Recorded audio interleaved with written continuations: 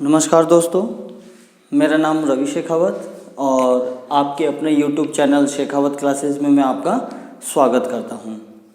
आज हम read level first के बारे में थोड़ी सी चर्चा करेंगे और इससे संबंधित जो पार्ट फर्स्ट होगा मैं उसके बारे में भी आपको यहां पर बताऊंगा।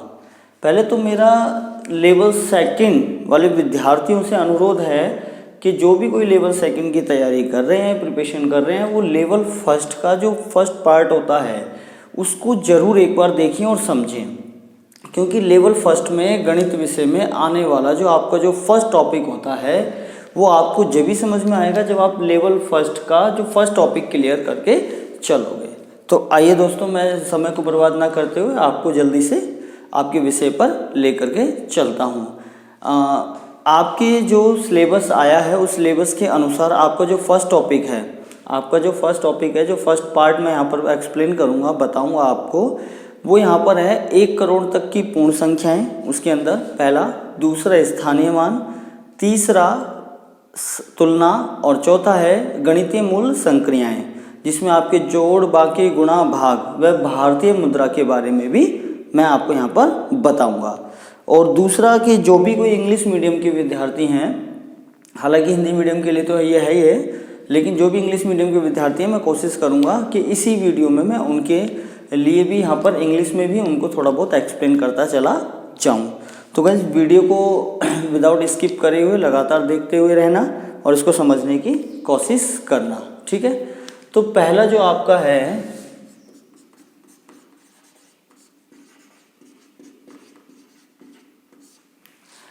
1 करोड़ तक की पूर्ण संख्याएं।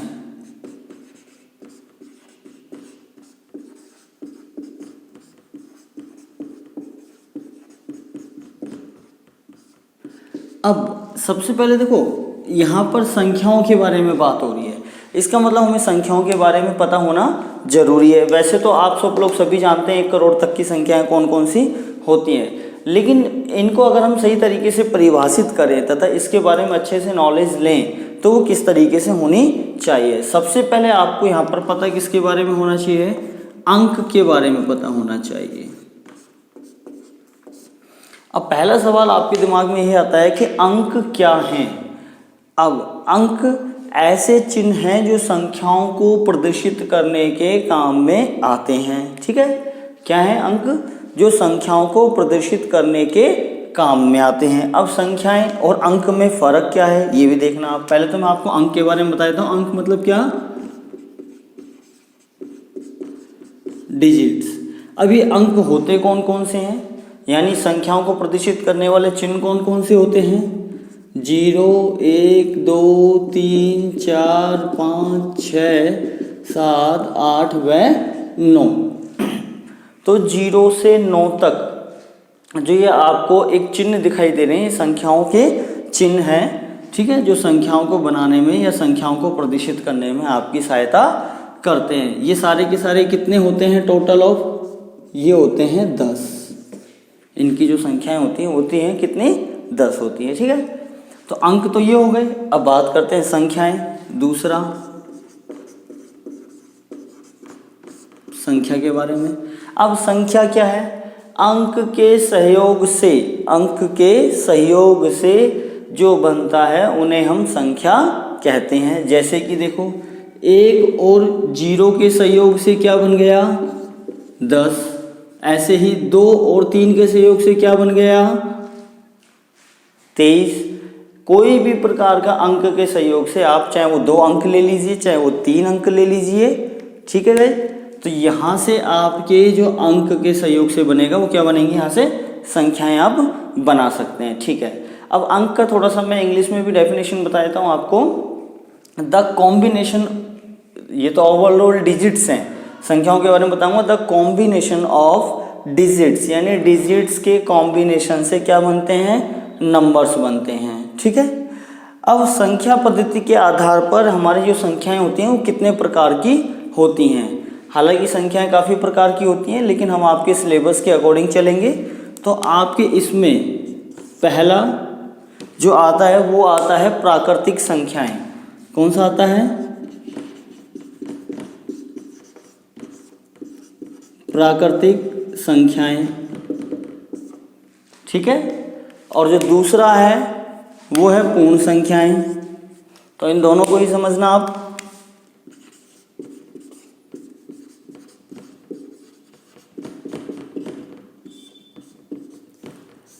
अब प्राकृतिक संख्या को इंग्लिश में क्या कहते हैं और पूर्ण संख्या को भी इंग्लिश में क्या कहते हैं, ये भी मैं यहाँ पे लिख देता हूँ। इसको तो बोलते हैं नेचुरल नंबर और इसको बोलते हैं होल नंबर्स। ओके, अब आपके दिमाग में ये आएगा कि प्राकृतिक संख्याएं क्या होती हैं और पूर्ण संख्याएं क्या होती हैं। तो पहले मैं एक्सप्लेन करूंगा प्राकृतिक संख्याओं के बारे में। देखो आप, हम अपने जीवन में या अपने जीवन काल के अंदर हम किसी भी संख्याओं को संग्रहित करते हैं या फिर किसी भी वस्तुओं को संग्रहित करते हैं तो सबसे पहले उसे गिनना बहुत आवश्यक होता है। जैसे कि मेरे पास कितने मार्कर हैं, कितने हैं, 1 2। तो हम किसी भी चीज़ की जब गिनती स्टार्ट करते हैं, प्रारंभ करते हैं, तो उसे गिनना हम कहाँ से स्टार्ट करते हैं, 1 से।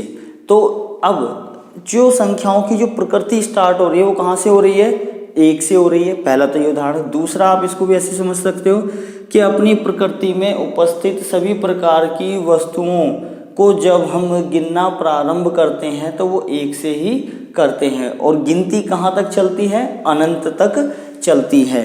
इसीलिए जो प्राकृतिक संख्याएं होती हैं वो कहाँ से कहाँ तक होती हैं, 1 2 3 4 और कहाँ तक, अनंत तक। ठीक है। अब बात करते हैं कि पूर्ण संख्याएं। अब ये पूर्ण कब बनती हैं ये भी समझना आप।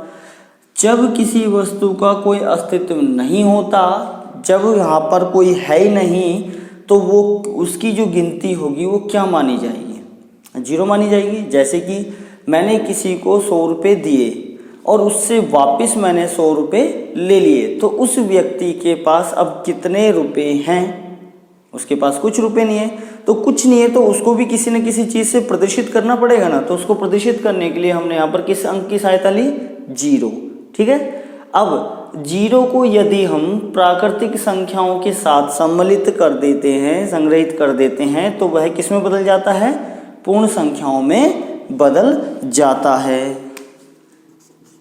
यानी 0 1 2 3 4 5 इसी प्रकार से कहाँ तक, अनंत तक।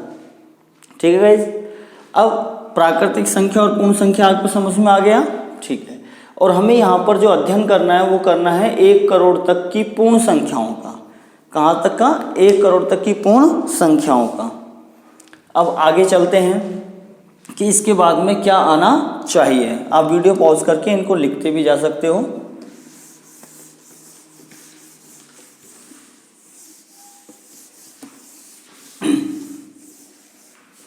इससे अगला टॉपिक है आपका स्थानीय मान।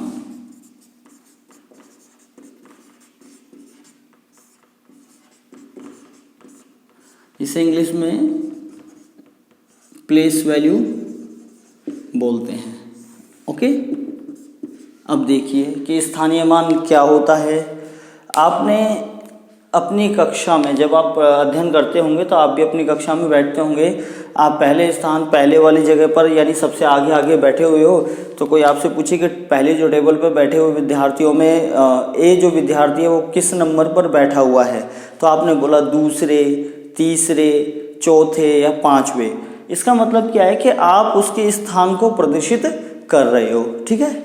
ऐसे ही जब हम किसी संख्या को लिखते हैं तो उन संख्याओं के अंक का, प्रत्येक अंक का कोई ना कोई एक स्थान जरूर होता है। समझना कैसे। अब यहां से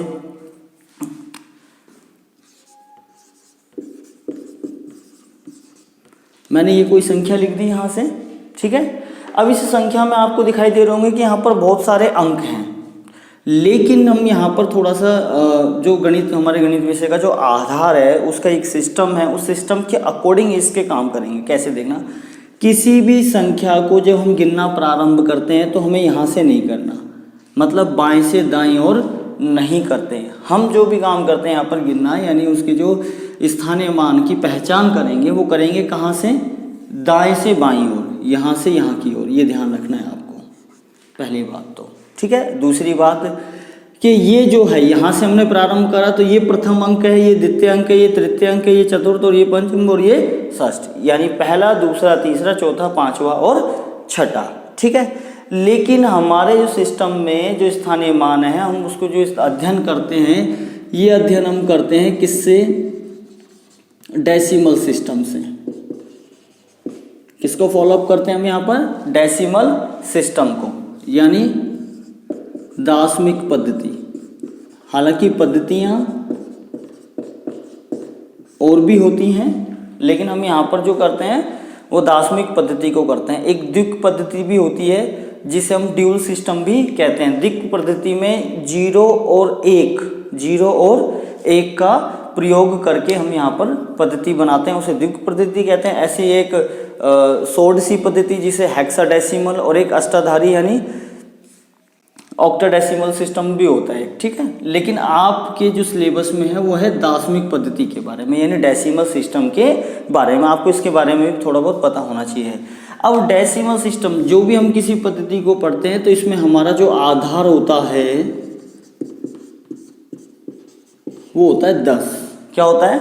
10। इसीलिए हम इसको क्या बोलते हैं? दाशमिक पद्धति बोलते हैं, यानी 10, यानी डेसिमल से। ठीक है। आधार का मतलब क्या हो गया? बेस। अब इस दाशमिक पद्धति में हम स्थानीय मान को किस तरीके से याद कर सकते हैं? अच्छा, हम जो पढ़ रहे हैं वो 1 करोड़ तक की कौन सी संख्याएं पढ़ रहे हैं? पूर्ण संख्याएं पढ़ रहे हैं। यानी अगर हम आधार पर, आधार किसके लिए? 10 के लिए काम करें। ठीक है। तो हमारे यहाँ पर जो स्थानीय मानों के जो नाम होते हैं वो क्या क्या होते हैं? देखो, आधार क्या है आपके पास में? 10 है। इसकी घात क्या लगा दूं मैं? 0। ठीक है। 10 की घात क्या लगा दी मैंने? 0, क्योंकि पूर्ण संख्याओं में सबसे पहले जो अंक होता है वो कौन सा होता है? 0 होता है। तो इसे हम क्या बोलते हैं? इसके बाद एक आगामी, जब मैं आपके लिए वीडियो लेकर के आऊँगा जिसमें मैं आपको घातांक के बारे में भी बताऊँगा, तो वहाँ पर मैं इसको बता दूँगा जब किसी की घात 0 होती है, 1 होती है, 2 होती है, 3 होती है, तो उनको किस तरीके से प्रदर्शित किया जाता है और उनके मान क्या क्या आते हैं। लेकिन फिर भी मैं आपको एक बार थोड़ा सा समझाने की कोशिश करूँगा। किसी भी संख्या, चाहे वो चर हो चाहे वो अचर राशि हो, की घात अगर 0 होती है तो उसका मान हमेशा क्या आता है? 1 आता है। ठीक है। किसी भी संख्या की घात 1 है, इसका मतलब क्या है? कि वो खुद ही है। तो खुद ही है तो मतलब क्या है? केवल 10 है। किसी भी संख्या की घात 2 है, इसका मतलब वो आपस में 2 बार गुणा हो रहा है। 10 की घात 2 का मतलब क्या है? कि 10 गुणा 10 किसके बराबर होता है? 100 के बराबर होता है। तो यहाँ 10 की घात 2 बराबर क्या हो गया? 100। और 10 की घात 3 का मतलब कितना? 10 आपस में 3 बार गुणा, यानी 1000। और 10 की घात 4 यानी कितने? 10,000। और 10 की घात 5 यानी कितने? 1 लाख। और 10 की घात 6 यानी कितने? 10 लाख। देखो, आप एक चीज़ यहाँ पर देख रहे होंगे कि जितनी घात है उतने ही यहाँ पर 1 के साथ 0 लग रहे हैं। आप इस तरीके से भी इनको ध्यान रख सकते हो। 10 की घात का 3 का मतलब क्या है? कि आपको 1 के साथ 3 0 लगा देने चाहिए। ठीक है। तो हम यहाँ तक आ गए थे। 10 की घात 6 का मतलब 10 लाख। और 10 की घात 7 का मतलब कितना?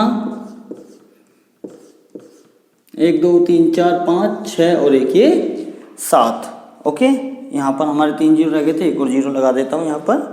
अब इनको देखो, अब इन मानों को हम किस तरीके से बोलते हैं, इनके क्या क्या नाम हैं? पहला होता है इकाई, दूसरा दहाई। इकाई, दहाई, 10 को दहाई। तीसरा सैकड़ा। चौथा 1000। फिर 10,000। और 10,000 के बाद आता है 1 लाख। फिर 10 लाख और ये 1 करोड़। और हम कहाँ तक अध्ययन कर रहे हैं, केवल 1 करोड़ तक ही कर रहे हैं। इसके इंग्लिश में नाम वो लिख देता हूँ मैं यहाँ पर, देखते चलना। इकाई को यूनिट या वंश भी कहते हैं। दहाई यानी टेंस, सैकड़ा,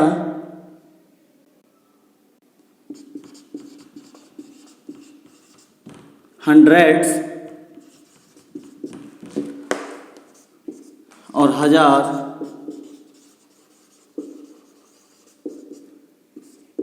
थाउजेंड्स, फिर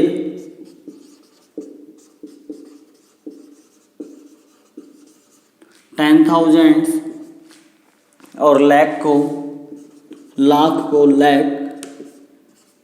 फिर 10 लाख और इसके बाद जो आता है वो आता है करोड़।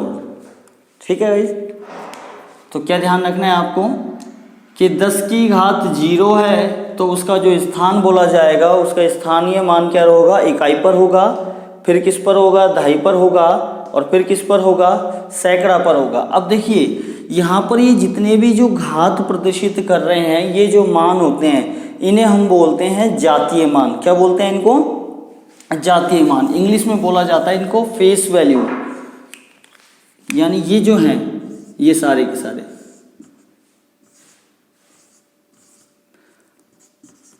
ये इनके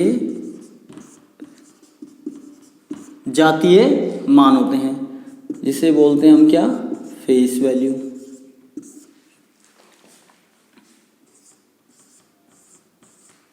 ठीक है ना। दूसरा होता है जातीय मान के बाद आता है स्थानीय मान। अब इनको किस तरीके से प्रदर्शित करना चाहिए, देखना यहाँ से मैं, यहाँ पर देखो आप करोड़ में देख रहे होंगे कि वो कितने अंक की संख्या बनती है। देखो करोड़ में कितनी जीरो आ रही है यहाँ पर, 7, और साथ में 1 और सम्मिलित होता है तो यानी 7 और 1 8, यानी 8 अंकों के संयोग से बनने वाली संख्या कितने करोड़ों में होगी। ऐसे ही 6 और 1 11, देखो जीरो कितने आ रहे हैं यहाँ पर 10 लाख के अंदर, 6 1 2 3 4 5 6 और साथ में 1 और आ रहा है तो कितने हो गए ये 7, यानी 7 अंकों के संयोग से बनने वाली संख्याओं का जो मान होगा वो किस में होगा, 10 लाख तक होगा। ऐसे ही हम यहाँ पर इनकी संख्याओं को हम पहचान कर सकते हैं। एक उदाहरण के तौर पर देखना, मैं यहाँ पर 1 2 3 8 9 5, अब हम इसके स्थानीय मान को प्राप्त करने की कोशिश करेंगे जातीय मान के आधार पर। देखना कैसे कि जो 5 है वो प्रथम अंक है, इस संख्या का प्रथम अंक है, और प्रथम अंक का जातीय मान के लिए क्या लगाते हैं हम यहाँ पर 10 की घात 0 लगाते हैं। यानी जो 5 का स्थान है वो कहाँ पर है, इकाई पर है, यानी यूनिट प्लेस पर है वो, यानी वंश प्लेस पर है। ओके। दूसरा जो 9 है, 9 का जो स्थान है इस संख्या के अंदर 9 अंक का स्थान कहाँ पर है, दहाई पर है। ठीक है। 8 का स्थानीय मान, तो सवाल इस तरीके से पूछ सकता है कि किसी भी संख्या को दे दिया जाए और उस संख्या में किसी विशेष एक अंक को प्रदर्शित करने के लिए कहे, उस एक अंक के स्थानीय मान को पूछने के लिए गए, प्रदर्शित करने के लिए गए, तो आपको ये पता होना चाहिए। पहला कौन सा, इकाई, दूसरा दहाई, तीसरा क्या, सैकड़ा। ठीक है। फिर सैकड़ा के बाद क्या आएगा, 1000। ठीक है। तो आप इस तरीके से प्रारंभ कर सकते हो। ये तो इनके कौन से हो गए, स्थानीय मान हो गए ये सारे के सारे। अब मैं बात करूंगा जातीय मान की। जातीय मान के लिए मैंने आपको ऊपर प्रदर्शित कर रखा है 10 की घात कितना है, 0 है। 10 की घात 0 का मतलब क्या हो गया। अब मैं इसको बताऊंगा कि इसकी सहायता से हम क्या और प्राप्त कर सकते हैं। देखना अब यहाँ से 10 की घात 0 के बाद 10 की घात 1, फिर 10 की घात 2, फिर 10 की घात 3, फिर 10 की घात 4 और 10 की घात कितनी, 5 और 5 में 1 आगे बढ़ा देंगे 6, यानी यह जो संख्या है 6 अंकों की है, और 6 अंकों की संख्या कितने में होती है, लाख तक होती है। तो देखना आप यहाँ से स्थानीय मान को जब हम प्रदर्शित करेंगे तो 1000 के बाद क्या आएगा, फिर 10,000, फिर इसके बाद क्या आएगा, लाख। अब आप देख रहे होंगे, अब इसको अध्ययन कैसे करेंगे, इसको बोलेंगे कैसे, इकाई, दहाई, सैकड़ा, हजार, 10,000, लाख। लाख पर पूरा हो गया तो यानी 1,00,000। ठीक है। अब दो पर देखिए आप, दो जो अंक है वहाँ पर आ रहे हैं 10,000, यानी 10 और 1000 दो चीज़ें जुड़ रही हैं आपस में। तो यहाँ पर हम कैसे बोलेंगे, इकाई, दहाई, सैकड़ा, हजार, 10,000, यानी 10,000 दो सम्मिलित बनेगा। 10 के लिए 2 अंक का सहयोग बनाना जरूरी है, तो 2 अंक का सहयोग क्या बनेगा, 23। तो हम इसको बोलेंगे 23,000 है, ऐसे नो 23,000। फिर आप देख रहे होंगे 3, वैसे तो हम 3 को ही बोल सकते हैं यहाँ से, लेकिन यहाँ पे सम्मिलित हो जाते हैं यहाँ पर। ठीक है। तो फिर 1000 का तो सिस्टम खत्म हो गया, यहाँ से फिर चलते हैं सैकड़ा पर। तो सैकड़ा के लिए कितना होता है, 100। 100 का मतलब क्या हो गया, 800। फिर दहाई बोलेंगे नहीं, क्योंकि दहाई के साथ में इकाई और आ रहा है, तो दहाई और इकाई दोनों सम्मिलित हो जाएंगे। तो कितना हो जाएगा, 895, यानी 1,23,895। ठीक है। ये हमारा अंकों के सहयोग से बनने वाली संख्याओं को बोलने का तरीका होता है। अब जातीय मान और स्थानीय मान के सहयोग से किस प्रकार से हम किसी भी संख्या को विस्तृत रूप दे सकते हैं, ये आपको देखना है यहाँ से, जिसे हम इंग्लिश में एक्सपेंडेड फॉर्म भी कहते हैं। समझना। तो वीडियो को पॉज करके आप पहले इसको यहाँ पर से लिख लीजिए, क्योंकि आपके आगे भी बहुत काम देगा।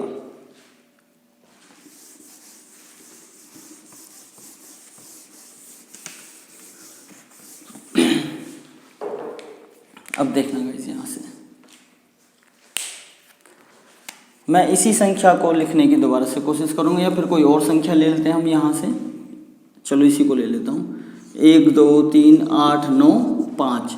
अगर कोई आपसे कहे कि इसको आप विस्तृत रूप में लिखिए, यानी एक्सपेंडेड फॉर्म में लिखिए, तो हम कैसे लिख सकते हैं एक्सपेंडेड फॉर्म में, वो देखना। जो 5 है उसका स्थानीय मान तो क्या है, इकाई है, और जातीय मान क्या है, 10 की घात 0। तो आपको इसको लिखने का तरीका कैसे होगा, 5 गुणा 10 की घात 0 प्लस, अब यहाँ देखो संयोग से, क्योंकि अंकों के सहयोग से, तो सहयोग कब होंगे, जब वो आपस में जुड़ते चले जाएंगे। दूसरा क्या है, 9। 9 का देखिए स्थानीय मान, 9 का स्थानीय मान तो दहाई पर है, लेकिन अंक कौन सा है, 9। तो हमारे लिखने का तरीका क्या रहेगा, पहले तो लिखा जाएगा उसका अंक, फिर लिखा जाएगा उसका क्या, स्थानीय यानी जातीय मान के साथ में 10 की घात 1, इस तरीके से। फिर क्या आ रहा है, 8 गुणा 10 की घात 2, और फिर क्या आ रहा है, प्लस लगाते चले जाना, यानी जोड़ का निशान आपको लगाते चले जाना। फिर क्या आ रहा है, 3 गुणा 10 की घात क्या, 3, क्योंकि अब हम तीसरे स्थान पर, यहाँ चौथे स्थान पर आते चले जा रहे हैं हम यहाँ से। फिर आ रहा है 2 गुणा कितना, 10 की घात 4 प्लस, फिर आ रहा है 1 गुणा 10 की घात 5। ठीक है। अब इसको हल करने की देखें एक बार, वापस से हम इसको सॉल्व करते हैं। जब हम इसका उत्तर प्राप्त करने की, यानी इसको हल करेंगे, तो वापस से हमें यही संख्या मिलनी चाहिए। देखिए 1 गुणा 10 की घात 5, 10 की घात 5 का मतलब कितने, 10 की घात 5 का मतलब, मैं इसको यहाँ पर इस तरीके से लिख देता हूँ, 10 की घात का 5 का मतलब 1 2 3 4 और एक ये 5। ठीक है। और यहाँ से ये आ जाएगा, 1 का गुणा कर रहे हैं तो सारे के सारे वही आएंगे, 1 2 3 4 और एक ये 5, 1 एकम 1, बाकी 5 के 5 0, इसी प्रकार से। फिर 2 गुणा 10 की घात 4, 10 की घात 4 का मतलब कितने, 1 के साथ 4 0, यानी 2 एकम 2, 2 एकम 2, और कितनी 0, 1 2 3 4। फिर देखिए 3 गुणा 10 की घात 3 का मतलब कितना, 1000, जितनी घात उतनी 1 के साथ 0, और 3 एकम 3, 1 2 3 0। यहाँ से देखिए अब कितना है, 8 गुणा 10 की घात 2 का मतलब कितना, 100, यानी 2 घात तो 2 0, कितने हो जाएंगे, 800। फिर इसके बाद आता है 9 गुणा 10 की घात 1, 10 की घात 1 का मतलब 10 ही हो जाएगा, 1 के साथ 1 0, तो 9 गुणा 10 यानी कितने हो गए, 90, और 5 गुणा 10 की घात 0। मैंने आपको पहले बताया था कि किसी भी संख्या की जितनी भी घात होती है और उसमें अगर जीरो आ जाता है, उस किसी की घात जीरो आ जाते हैं, चाहे वो चर हो चाहे वो अचर हो, ओके, चाहे वो न्यूमेरिक वैल्यू हो चाहे वो वेरिएबल वैल्यूज हो, तो उसका जो रिजल्ट मिलेगा, उसका जो उत्तर मिलेगा वो एक ही मिलेगा, यानी 5 गुणा 1, तो यानी कितना हो गया यहाँ से 5। हम इनका क्या कर देंगे, इन सभी के मध्य में किसका निशान लग रहा है, जोड़ का यानी योग का, एडिशन, तो ऐड करेंगे तो देखो 0 0 0 0 और ये 5, 0 0 0 9, 9 का 9, 0 0 0 और एक ये 8, फिर 0 और 0 फिर 3 3, 0 और 2 2 और 1 का 1, तो ये देखिए आपका उत्तर वही आया कि नहीं आया। उम्मीद करता हूँ कि आपको दार्शनिक पद्धति के द्वारा स्थानीय मान समझ में आया होगा। आपको बस विशेषकर यहाँ पर ध्यान क्या रखना है, उनके जातीय मान का, यानी जो आधार पर निर्भर करता है। हम पढ़ कौन सा रहे हैं, दार्शनिक पद्धति यानी डेसिमल सिस्टम। डेसिमल सिस्टम का जो बेस होता है, जो आधार होता है, वो होता है 10, और 10 की घात पर जितनी भी घातांक बढ़ते चले जाते हैं, यानी पूर्ण संख्याएं बढ़ती चली जाती है, तो उनके स्थानीय मान में भी बढ़ोतरी होती चली जाती है। ये आपको ध्यान रखना है। देखो 10 की घात 0 तो इकाई, 10 की घात 1 तो बढ़ोतरी हो रही है 2.5, 10 की घात 2 मतलब क्या हो रहा है, सैकड़ा, ठीक है। अब हम बात करेंगे, यहाँ पर स्थानीय मान का हो गया काम यहाँ से। अब हम बात करेंगे इनकी तुलना से पहले कुछ और, अगर मेरे हिसाब से तो अब कुछ है नहीं स्थानीय मान में, चलो अब तुलना के बारे में बात कर लेते हैं। किन्हीं भी संख्याओं की तुलना किस प्रकार से कर सकते हैं हम यहाँ से, तो इसका जो अगला टॉपिक है वो है तुलना।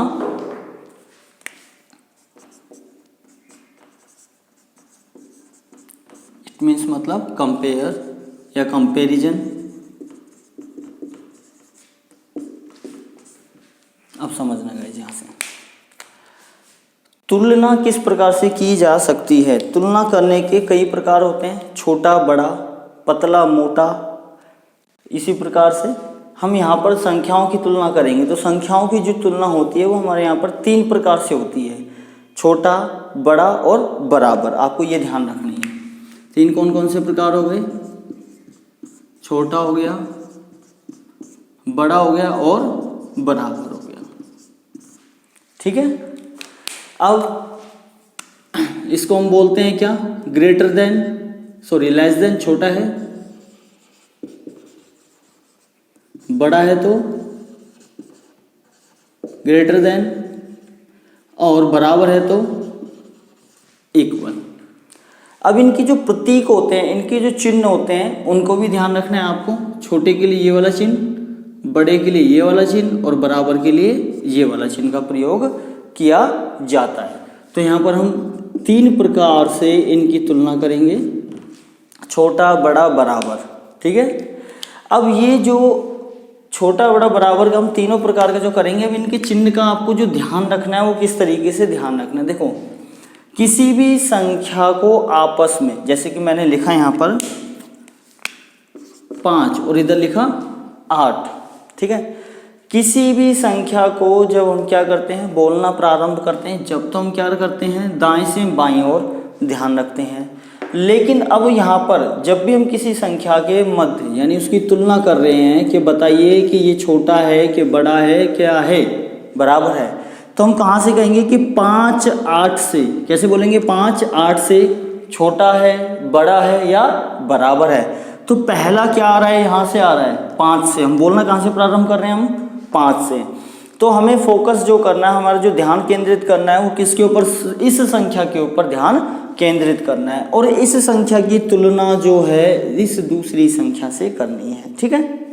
अब देखिए आप कि 5 8 से क्या है, छोटा है, तो छोटे के लिए कौन सा, ये वाला चिन्ह, ये लीजिए। अब देखिए 9 और यहाँ मैंने लिख दिया 2। अब 9 जो है वो 2 से क्या है, छोटा है, बड़ा है, बराबर है, बड़ा है, पता ही चल रहा है। तो बड़े के लिए क्या, ये वाला चिन्ह। इन दोनों में आप, इन दोनों चिन्हों के अंदर आप एक चीज़ देख रहे होंगे कि जिधर की तरफ इस चिन्ह का मुंह बंद हो रहा है वहाँ पर तो छोटी संख्या आ रही है, और जिधर की तरफ इसका मुंह खुला हुआ है वहाँ पर बड़ी संख्या प्रदर्शित की जा रही है। इसी प्रकार से आप यहाँ पर देखिए, इस चिन्ह का मुंह जो खुला हुआ है वो 9 की तरफ है, यानी 9 क्या है, बड़ा है। जहाँ इसका मुंह बंद हो रहा है वो यानी छोटी संख्या है, यानी स्मॉलर है वो, ये ग्रेटर है, ये स्मॉलर है, ये ग्रेटर है। क्लियर? तो यहाँ लेस देन, ग्रेटर देन और इक्वल। अब इक्वल की बात करते हैं, 4 की तुलना हम 4 के साथ ही कर रहे हैं। किसी समान अंक की या किसी समान संख्या की उसी जैसी यानी समान संख्या के साथ ही तुलना की जाती है तो उनके मध्य में किसका चिन्ह आता है? इक्वल यानी बराबर का। ठीक है, तो ये तुलना आपकी हो गई। तो आपको इन तीनों चिन्हों को ध्यान रखना है। कौन कौन से? छोटा, बड़ा, बराबर, यानी लेस देन, ग्रेटर देन और इक्वल। ठीक है गाइस।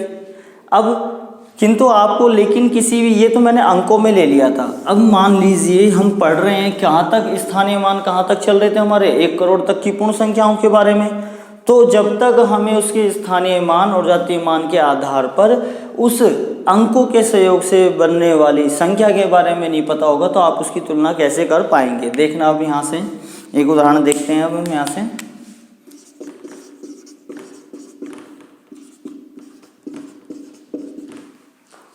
देखिए आप, ये मैंने कोई संख्या ली, ये 2 संख्याएं हैं हमारे यहाँ पर। इस संख्या को बनने के लिए कितने अंकों की आवश्यकता पड़ रही है? 1 2 3 4 5 अंकों के सहयोग से बन रही है संख्या। और यहाँ पर भी 1 2 3 4 5 अंकों के सहयोग से बन रही है। इसका मतलब क्या है कि इन दोनों संख्याओं के जो जातीय मान है वो तो समान है। क्यों है? 0 1 2 3 4 से हो रहा है। यहाँ पर भी 0 1 2 3 4, यानी 10 की घात जो जाएगी वो कितनी जाएगी? यहाँ पर 4 जाएगी। ठीक है, तो 10 की घात 4 का मतलब कितना हो गया वो आपको ध्यान रखना है। देखो कैसे हम अध्ययन करेंगे इसका। इकाई, दहाई, सैकड़ा, हजार, 10,000। 10 की घात 4, समझ रहे हो ना? इकाई, दहाई, सैकड़ा, हजार, 10,000। अब यहाँ पर भी इकाई, दहाई, सैकड़ा, हजार, 10,000। 10,000 के लिए देखो यहाँ पर क्या लगाना पड़ेगा? हमें कॉमा लगाना पड़ेगा, यानी 10,000। यानी 1000 के लिए क्या बोला जा रहा है? 1000 के लिए, यानी 1000 के लिए 3 अंक को छोड़ करके हमें यहाँ पर क्या लगाना है? कॉमा लगाना है। कॉमा लगाने से क्या हो जाता है कि संख्याओं की पहचान जल्दी से हो जाती है। यहाँ पर भी देखिए मैंने यहाँ पर कॉमा लगा दिया। अब आपको देखते ही पता चल रहा है 50,985 और ये है 54,395। ठीक है, अब ये देखिए 50,985 और ये 54। तो यहाँ पर बोलने पर जो पहला, सबसे पहला जो बोला जाएगा उसके आधार पर हम इसकी तुलना करेंगे।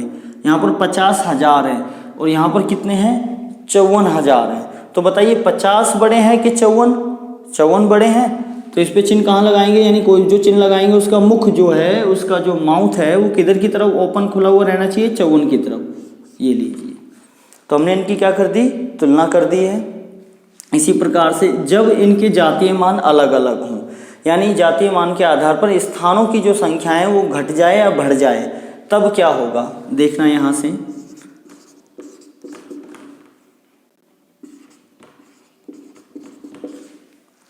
ये दोनों संख्याएं लगभग देखने में समान लग रही हैं बस, किंतु इनका जो फर्क आया है वो कितने का फर्क आया? देखिए यहाँ पर संख्या जो है वो कितने अंकों से बन रही है? 1 2 3 4 और यहाँ पर 1 2 3 4 5। तो ये तो 4 अंकों की संख्या और ये 5 अंकों की संख्या है। तो आपको ध्यान रखना है, मैंने पहले बताया था आपको कि जितने ज़्यादा अंकों के सहयोग से कोई संख्या बनेगी तो उसके स्थानीय मान में भी बढ़ोतरी होती चली जाती है, और जितने कम अंकों के सहयोग से संख्या बनेगी तो उसका स्थानीय मान भी कम होगा। ठीक है, अब देखना कैसे। यहाँ से इकाई, दहाई, सैकड़ा, हजार, 10,000। तो इसको बोलने पे तो क्या आ रहा है? 93,450। और इसका देखिए इकाई, दहाई, सैकड़ा, हजार, यानी ये केवल 1000 तक ही है और ये 10,000 तक है। तो 10,000 वाली चीज़ बड़ी है कि 1000 रुपये? 1000 वाली नहीं, 10,000 वाली। तो यहाँ पर जो ये लगेगा कॉमा यहाँ पर लगाया जाएगा। ठीक है, तो यहाँ पर क्या हो जाएगा? ये तो 9,345 है और ये 93,450 है। तो किसकी तरफ मुख खुलेगा? इसकी तरफ खुलेगा। ठीक है ना। एक और,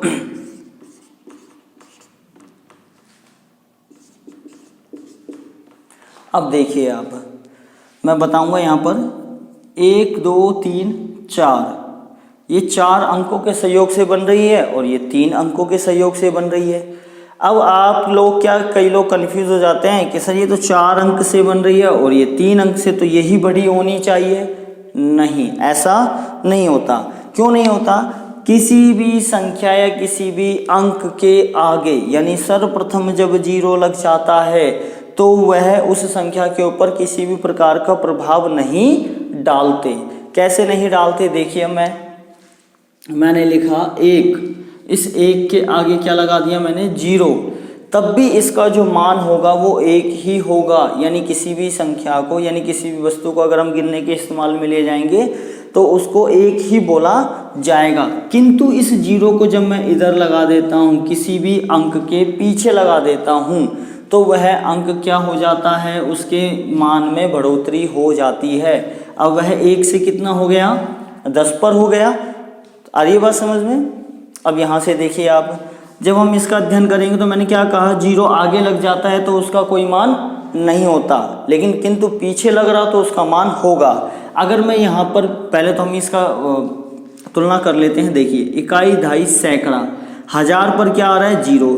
वैसे भी देखो, जब भी मैंने आपको पहले एक्सपेंडेड फॉर्म यानी विस्तृत रूप बताया था, तब मैं 0 का गुणा किसी हजार के साथ करूँगा तो वो भी क्या हो जाएगा? 0 हो जाएगा। होगा कि नहीं होगा? कैसे देखना है यहाँ से? 4 गुणा 10 की घात 0। इसका देखिए अब यहाँ से थोड़ा सा छोटा लिख लेता हूँ। 4 गुणा 10 की घात 0, 3 गुणा 10 की घात कितनी? 1, फिर 2 गुणा कितनी? 10 की घात 2, फिर क्या? 0 गुणा 10 की घात कितनी? 3। अब देखिए 4 गुणा 10 की घात 1 यानी 4 गुणा 1 यानी 4, ठीक है। 3 गुणा 10 की घात 1 यानी 3 गुणा 10 यानी कितना? 30। 2 गुणा 10 की घात 2 का मतलब कितना? 100 यानी कितना? 200। ऐसे यहाँ 0 गुणा 10 की घात 3 का मतलब कितना? 1000, तो 1000। और जब हम इनको 0 से गुणा करेंगे, 0 से जैसे गुणा करेंगे तो वो भी क्या हो जाएंगे? सारे अंक 0 हो जाएंगे। तो यहाँ पर 4 का 4, 3 का 3 और ये 2 का 2 और 0 का 0। देख रहे होंगे आप यहाँ से। तो मैंने इसका विस्तृत रूप के उदाहरण से आपको मैंने इसको समझाया है। तो बोलेंगे कैसे? ये जो अंक होगा, अंकों के सहयोग से बनने वाली जो संख्या होगी वो केवल क्या है? 234 है और ये 567 है। तो 234 बड़े हैं कि 567? 567 बड़े हैं, ठीक है। अब कोई संख्या इस तरीके से आ जाए 987, यहाँ पर भी मैं लिख दिया 987। अब देख रहे होंगे कि यहाँ पर स्थानीय मान तो समान है ही है, जातीय मान भी समान है और अंक भी समान है। अगर ये तीनों चीज़ समान आ जाती हैं तो वह संख्या कैसी होती है? बराबर होती है। यहाँ पर प्रथम अंक 7, यहाँ पर भी प्रथम अंक 7, यहाँ पर द्वितीय अंक 8, यहाँ पर भी द्वितीय अंक क्या आ रहा है? 8 आ रहा है। यहाँ पर तृतीय अंक 9, यहाँ पर भी तृतीय अंक क्या? 9 आ रहा है। यानी पहला, दूसरा, तीसरा, यहाँ पर भी पहला, दूसरा, तीसरा, यानी प्रत्येक स्थान पर यदि दोनों संख्याओं के अंक समान हों और उनके स्थानीय मान भी समान हो तो वह संख्या बराबर होती है। ध्यान रखना, 7 प्रथम स्थान पर आ रहा है, यहाँ पर भी 7 प्रथम स्थान पर। कहीं ऐसा ना हो जाए कि 7 और 8 के अगर स्थान बदल दिए जाएं। कैसे देखना, यहाँ पर मैंने 7 को तो आगे ले आया और 8 को पीछे की तरफ ले गया और मैंने इसको नहीं बदला, ठीक है। तो तुलना करने पर आपको क्या ध्यान रखना है? देखो समान अंक तो हैं संख्याओं में, दोनों ही संख्याओं में समान अंक हैं, किंतु ये समान अंक समान स्थान पर नहीं है, इसीलिए इनके स्थानीय मान में परिवर्तन हो गया। अब देखिए इसको बोलेंगे इकाई, दहाई, सैकड़ा। तो कैसे सैकड़ा पे आ रहा है? तो यानी 900 कितने?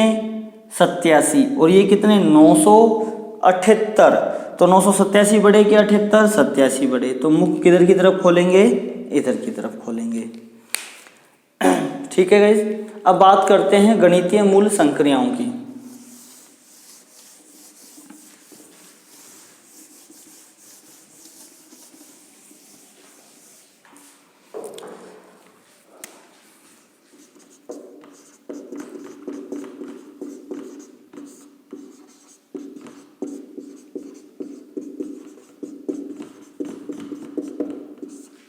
गणितीय मूल संक्रियाएं क्या होती हैं?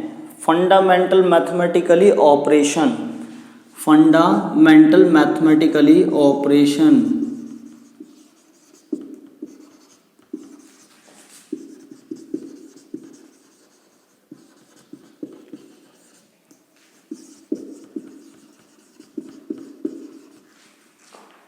ठीक है। फंडामेंटल ऑफ मैथमेटिकली ऑपरेशन जो होते हैं वो कितने होते हैं? वो होते हैं 4, जिन्हें हम किन किन नामों से जानते हैं देखना। जोड़, बाकी, गुणा और ये भाग। ये गणितीय मूल संक्रियाएं होती हैं। ठीक है। जोड़ को इंग्लिश में बोलते हैं क्या? एडिशन। इसको बोलते हैं सब्ट्रैक्शन, बाकी को।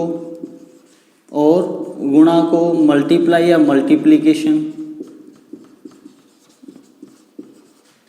और भाग को डिवीजन। ठीक है। अब दोस्तों यहाँ आपको इनके चिन्हों का भी ध्यान रखना है। आपने इनके नाम का तो पता कर लिया, अब इनके चिन्ह देखना कैसे। एडिशन के लिए इसको, जिसे आप कहते हैं प्लस। सब्ट्रैक्शन के लिए किसका यूज किया जाता है? इस चिन्ह का, जिसे हम बोलते हैं माइनस। मल्टीप्लाई के लिए ये जो क्रॉस वाला सिंबल होता है इसको, ये मल्टीप्लाई का सिंबल होता है क्रॉस वाला। और डिवाइड के लिए जो माइनस का चिन्ह होता है उसके ऊपर और नीचे 2 बिंदी लगा दी जाती है। तो ये इसका हो गया भाग का, यानी डिवीजन यानी डिवाइड का चिन्ह हो गया। तो अब इनके गणितीय जो मूल संख्याएं होती हैं, देखो आप, जैसे किसी परिवार के अंदर किसी परिवार के कितने भी सदस्य हों, मान लेते हैं यहाँ पर मूल संख्याओं में 4 सदस्य हैं, 4 मेंबर्स हैं। अब इनमें इनका जो रोल है, इनका जो अभिनय है वो किस तरीके से होगा। जैसे परिवार के सदस्यों के अंदर हर सदस्य का अलग अलग अभिनय होता है। घर का जो मुखिया होता है वो, या अगर दादा है तो दादा, अगर नहीं है तो उनके जो पिता होंगे वही। तो सबका अलग अलग होता है। कोई बड़ा है तो उसका बड़ा अभिनय होगा, कोई छोटा है तो उसका छोटा अभिनय, ऐसे इनका होता है। अब देखना किस तरीके से समझना। यदि किन्हीं अंकों या संख्याओं के मध्य में, किन्हीं अंकों या संख्याओं के मध्य में गणितीय मूल संख्याओं को स्थापित कर दिया जाए, लगा दिया जाए सॉरी, तो क्या प्रभाव पड़ता है उन संख्याओं के ऊपर। तो आपको यहाँ पर छोटा सा एक चीज़, अभी तो हम केवल साधारण संख्याएं सीखेंगे, कैसे कैसे देखना। आप यहाँ से हमें जो प्रायिकताएं देनी है, सबसे पहला काम जो करना है वो गणितीय आधार पर कैसे करना है, जिसे हम कहते हैं डी मास रूल। ये ध्यान रखना है। क्या बोलते हैं? डी मास।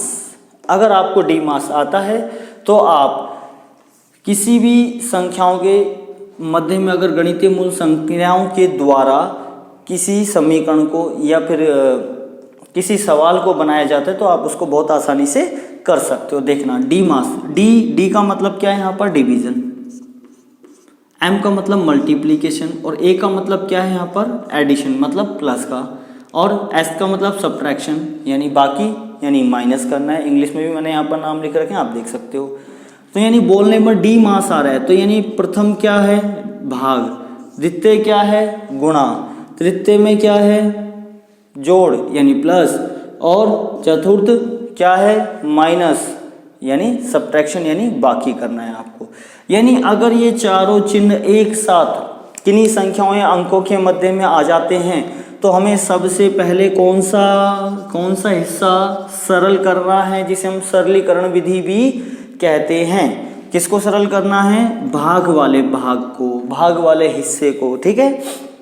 फिर दूसरा किसको करना है? गुणा वाले हिस्से को। तीसरा प्लस वाले हिस्से को। और चौथा किसको करना है? माइनस वाले हिस्से को।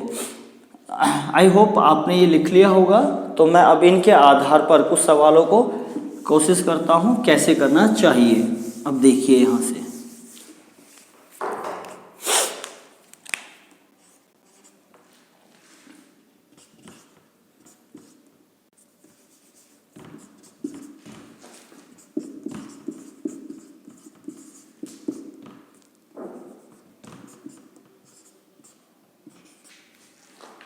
ये कुछ संख्या या अंकों के सहयोग से मैंने यहाँ पर एक सवाल बनाने की कोशिश करी है। देखना आप, हम यहाँ से स्टार्ट करते हैं। सबसे पहले 10 गुणा 2, 10 गुणा 2 यानी 10 और 2 के बीच में गुणा आ रहा है। फिर 2 और 40 के बीच में किसका चिन्ह आ रहा है? प्लस का।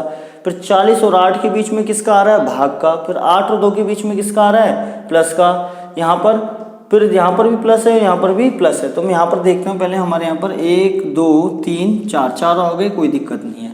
अगर कोई भी चीज़ 2 बार आ जाती है तो उससे कोई प्रभाव नहीं पड़ता। 3 बार 4 बार 10 बार कितनी भी बार आ सकती है। तो मूल संख्याएं हमारी अपने आप में एक स्वतंत्र है, फ्रीडम है आने के लिए। अब देखिए यहाँ से मैंने आपको बताया था डी मास के माध्यम से। डी मास के माध्यम से क्या बताया था कि सबसे पहले हमें डी फॉर डिवीज़न यानी भाग को क्या करना है, हल करना है। अब भाग का जो चिन्ह है वो किन किन के मध्य में आ रहा है, इनके मध्य में आ रहा है।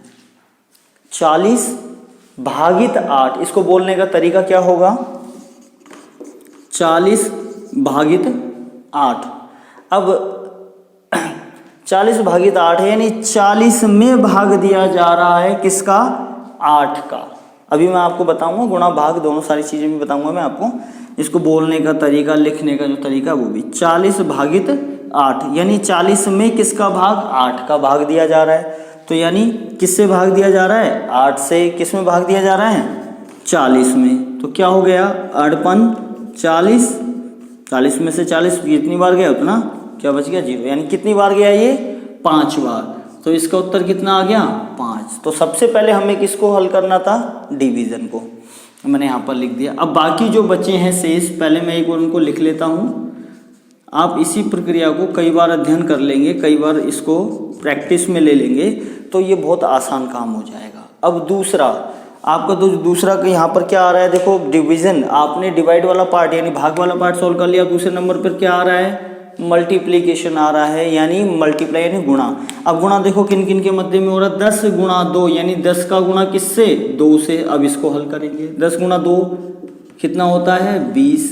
अब जो बाकी बचा उसको ऐसे का ऐसे ही लिख देंगे, ठीक है। अब तीसरे नंबर पर गाइस यहाँ पर क्या आ रहा है, एडिशन। एडिशन का मतलब क्या हो गया, जोड़ना। अब जोड़ने के लिए तीसरा जो स्टेप बनेगा उसमें जोड़। अब जोड़ देखो, जोड़ का जो निशान है, प्लस का जो निशान है वो किन किन संख्याओं के मध्य में आ रहा है, यहाँ से अब 20, 5 और 2, इन तीनों के मध्य में किसका निशान आ रहा है, किसका चिन्ह आ रहा है यहाँ पर, जोड़ का। तो इनको जोड़ेंगे कैसे, 20 + 5 25, 25 और 2 27। अब बचा क्या, 1। अब हम कौन से स्टेप पर आ गए, यहाँ से देखिए चौथे पर, पहला दूसरा तीसरा चौथा। चौथे पर क्या है, आपको यहाँ से क्या करना है, सब्ट्रैक्शन करना है, यानी घटाव करना है। किसका, किस में से, 27 को घटाना है 1 में से, 27 को घटाना है 1 में से। तो 1 कम कर देंगे 27 में से, तो कितना आ गया, 26। यह आपका क्या हो गया, उत्तर हो गया। यह बहुत आसान है, इसमें इतना ज़्यादा कोई हार्ड वाली चीज़ें नहीं है। तो मैं आशा करूँगा कि आपको ये हमारा जो एक आधार है, जो रीट लेवल फर्स्ट का जो फर्स्ट पार्ट था आपका, ये पार्ट फर्स्ट के लिए हम अभी अध्ययन कर रहे हैं, ये आपको ध्यान रखना। पार्ट 2 में मैं चर्चाएं करूँगा भिन्न संख्याओं के फ्रैक्शन के बारे में, किंतु उससे पहले कुछ इससे संबंधित मैं आपको और सवाल बताऊंगा कि किस तरीके से भाग, किस तरीके से गुणा करने चाहिए, किस तरीके से जोड़ करने चाहिए और किस तरीके से घटाव करने चाहिए। देखो, अगर हम कुछ आसान तरीकों से, जिसे आप मैथमेटिकली ट्रिक्स कहते हो, हालांकि वो कोई ट्रिक्स नहीं होता, वो भी एक मेथड ही होता है। ट्रिक्स कुछ नहीं होती मैथ्स के अंदर, वो एक मेथड ही होता है। बस फ़र्क इतना होता है कि किसी चीज़ को जब हम विस्तृत रूप से बताते हैं तो वो थोड़ा सा लॉन्गेस्ट हो जाता है, बड़ा हो जाता है। जब हम उसको बार बार, अब मैं इसी सवाल को आपको एक ही लाइन में हल कर सकता था, यानी सेकंड स्टेप में ही हल कर सकता था। लेकिन जब हम पहली बार यानी प्रथम बार जब हम इसी चीज़ की सॉल्यूशन कर रहे हैं, हल कर रहे हैं, तो देखो हम स्टेप बाय स्टेप इसको सॉल्व कर रहे हैं, तो इसके स्टेप्स क्या हो गए, बढ़ गए। लेकिन जब आप इसको कई बार प्रैक्टिस में कर लोगे तो आप इसको पहली ही लाइन के अंदर यानी फर्स्ट स्टेप के अंदर इसको हल कर लेंगे। तो ऐसा कुछ नहीं होता, तो ध्यान रखना है आपको, ठीक है ना। तो अगर आपको यह वीडियो अच्छा लगा हो तो प्लीज़ इस वीडियो को लाइक कीजिए, सब्सक्राइब कीजिए और बेल आइकन बटन पर क्लिक कर दीजिए, जिससे कि आपको आगामी आने वाली जो वीडियो हैं वो आपको सबसे पहले मिल जाएं। दूसरी बात गाइज, अगर आपको किसी भी प्रकार का कोई सवाल हो तो आप अपने मैसेज बॉक्स पर जा कर के आप अपनी क्वेरीज को, या आपकी किसी प्रकार की कोई डिमांड हो तो वो आप मुझे बता सकते हो। Okay guys, good bye.